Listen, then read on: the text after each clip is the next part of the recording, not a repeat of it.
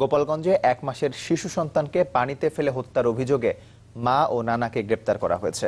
প্রাথমিকভাবে পুলিশের ধারণা, ভাসুর ও তার স্ত্রীকে ফাঁসাতে এ হত্যাকাণ্ড ঘটিয়েছেন শিশুটির মা মনীষা অধিকারী। পুলিশ জানায়, গতকাল সন্ধ্যায় কোটালীপাড়া উপজেলার বাড়ি থেকে হারিয়ে যায় শিশু অবকাশ অধিকারী। পরে পুলিশে খবর দিলে ঘটনাস্থলে গিয়ে জিজ্ঞাসাবাদ করা হয় মা মনীষাকে। তার কথাবার্তায় সন্দেহ হলে ফায়ার সার্ভিসকে খবর দেয়া হয়। পরে বাড়ির পাশের পুকুর থেকে অবকাশের মরদেহ উদ্ধার করা হয়। এ ঘটনায় মা ও নানাকে আসামি করে মামলা করেন বাবা লিঙ্কন মিত্র। জড়িতদের দৃষ্টান্তমূলক শাস্তির দাবি জানিয়েছে এলাকাবাসী।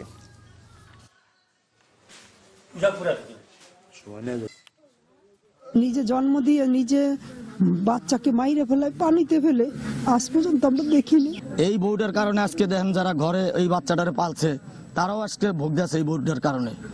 ও সাজা ভোগ করুক, আমরা এটাই চাই। আসামি তার যা এবং বাসুকে ফাঁসানোর লক্ষ্যে তার 1 মাসে 6 দিন বয়সী শিশু সন্তানকে তাদের নিজের পুকুরে ডুবাইয়া হত্যা করে শিশুর মা এবং তার নানাকে গ্রেপ্তার করে থানায় নিয়ে আসে। এই ব্যাপারে মামলা হয়েছে।